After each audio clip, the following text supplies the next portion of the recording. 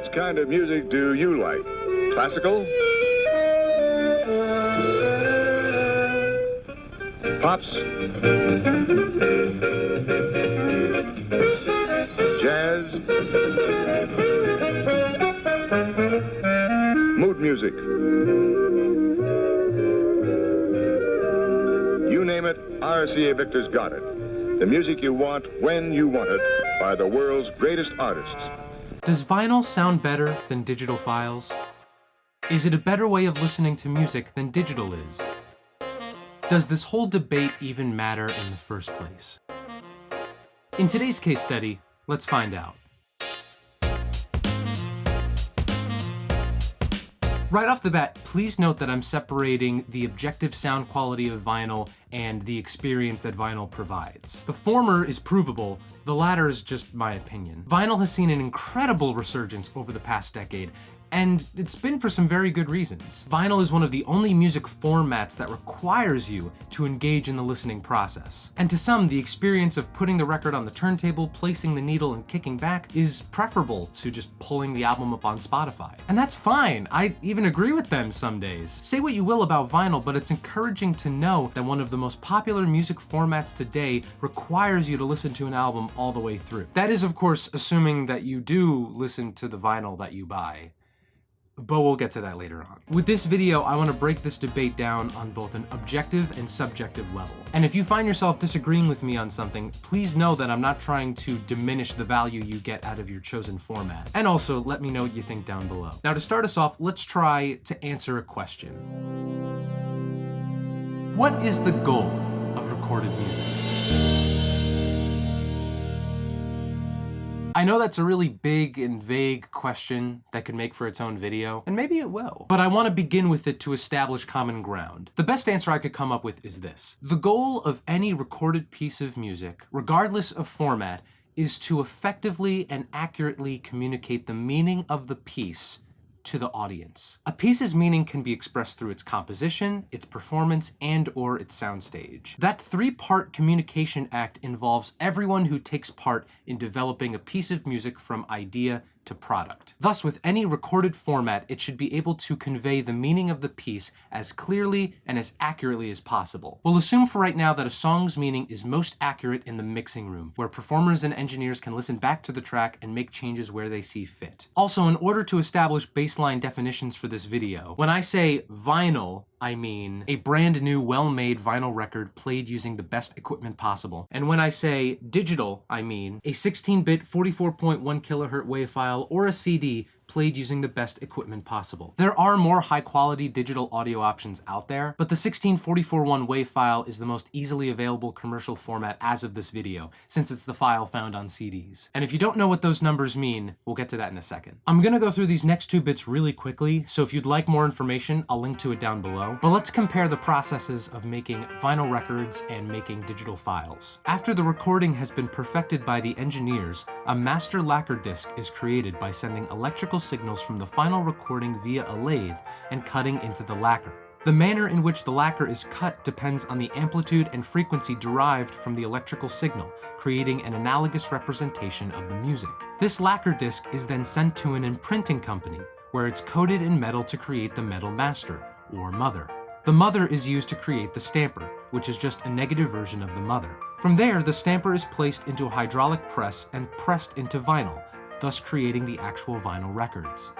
For digital files, the sound waves picked up from the microphones are sent through an analog to digital converter, so that the recording program on the computer can process it as a series of ones and zeros. The quality of the conversion depends on two numbers: the sample rate, which determines in hertz how many samples of the sound are being taken each second, and the bit depth, which determines the number of bits that are transmitted per sample.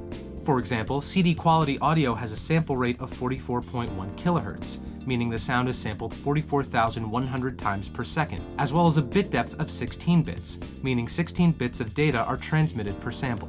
The total result is a sound wave that looks like a staircase that is then summed together with other sound waves using a digital audio workstation, fed through a digital to analog converter, and rendered as an electrical signal that headphones or speakers can understand. So now that we have this basic understanding of how both formats are made, let's compare the two to find out if one is sonically better than the other. Hey, editor. Hey, what's good, man? Can we get, like, some cool hip music for this next section? Yeah, sure. Let me see what I've got in my CD collection. You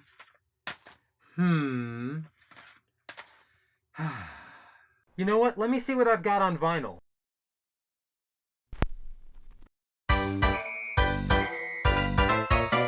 Dynamic range. Digital files can handle over 90 decibels between the loudest and softest sounds. Vinyl can only handle 70 decibels, which means that digital files have over 10 times the dynamic range of vinyl. Channel separation. The separation between the left and right channels on digital files can be over 90 decibels. On vinyl, you get 30 decibels. This leads to a more limited soundstage on vinyl that can really impact the low end. Mechanical noise. All turntables generate a low-frequency rumble, and in order for the audio system to compensate, distortion may be added in other parts of the frequency spectrum. Surface noise. Dust particles that get into the grooves of vinyl can cause crackles and pops during playback. Also, over time and repeated playback, when the needle runs over dust, it can press into the vinyl, meaning that the crackle is permanently there. Digital files and CDs don't have this issue since they're read by light beams. Gotta go fast. The mechanics in a turntable can introduce slight changes in playback speed. Unless both the record and turntable are flawlessly made, these changes can affect tempo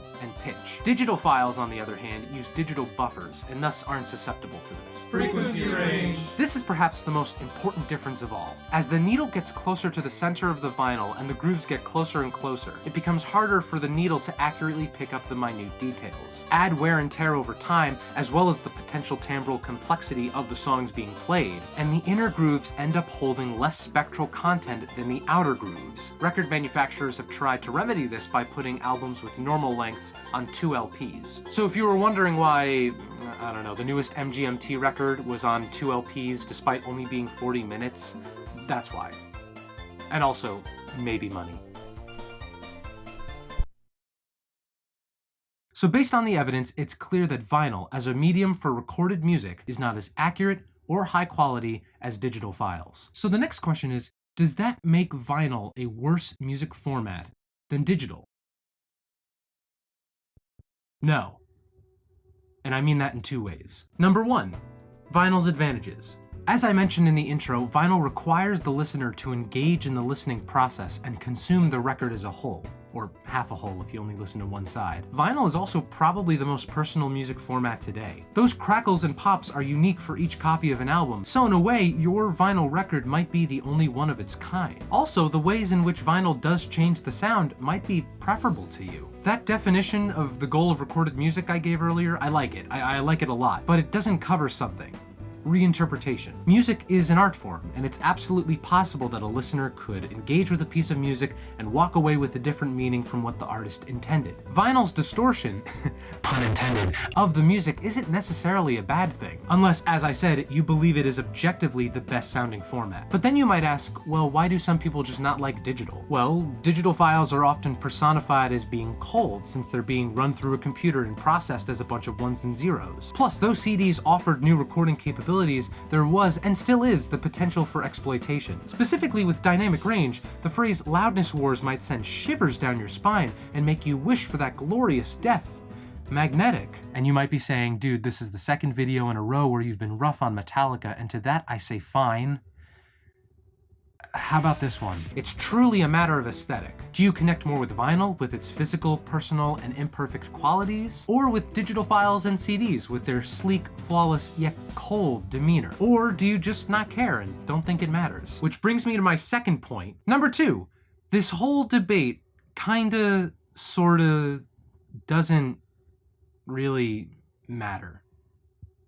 Let me explain. First, there are few instances these days where a recording is made solely through analog means. An album, for instance, may be recorded and mixed digitally, but then mastered for vinyl. Or it could be recorded on 2-inch tape, but then bounced to Pro Tools to mix. Second, you might remember when I was defining what I meant by vinyl and digital, I referred to them being played using the best equipment possible, to make sure each format was on equal ground in this hypothetical face-off. The reality is, format alone does not ensure quality. You could be listening to the most expertly made vinyl record in the world, but it wouldn't mean anything if you were playing it out of one of those portable record players with the built-in speakers. And judging from the bestsellers list on Amazon, a lot of people are. Likewise, you could be listening to waves of uncompressed studio masters, but it wouldn't mean anything if you were playing them out of your laptop speakers. Perfecting the signal flow between the record or file and the output is a process that consumes time and money. Is it worth it?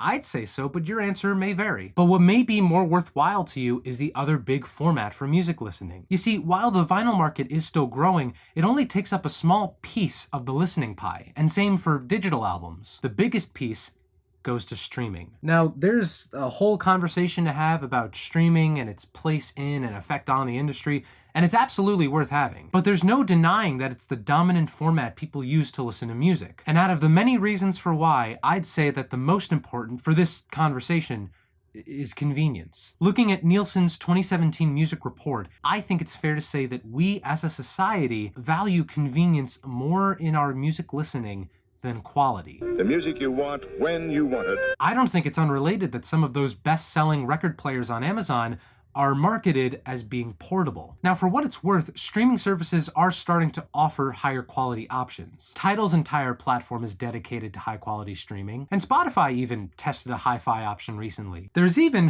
HD vinyl coming out soon, which LOL big time. I know it seems like I'm being pessimistic about vinyl and its place in the market, but can you blame me? According to the BBC, 48% of those who buy vinyl either don't listen to them or don't even have a turntable to buy them. The best-selling vinyl record of 2017 was Sgt. Pepper. And I'm not knocking Sgt. Pepper. It's pretty all right. But to put this another way, only one record out of the top 10 best-selling vinyl records of 2017 was released in 2017. People want to make this a debate about vinyl versus digital. Streaming won. As of this video, streaming's basically winning. There's no debate, really. It's over. It's done. I'll see you at the rap party. I don't want to end this video on a down note, so I'll leave you with a few notes going forward. At the end of the day, supporting your favorite artists is what matters most. Whether you listen to CDs, waves, vinyl, or even Laserdisc.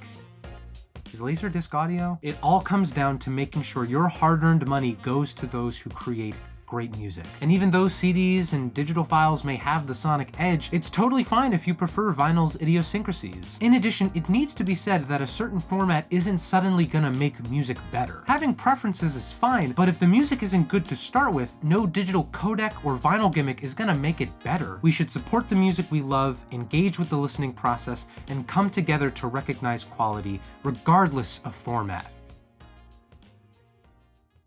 But please, can we talk about why CDs aren't as popular as they used to be? They're literally the best blend of physical media and high quality, and they're way more affordable and practical than vinyl is, and all the kids at the mall make fun of me whenever I go to buy them at Best Buy. Oh, RCA Factory Service. We've always been first in service. We set all the standards, establish the pace. That's RCA Factory Service.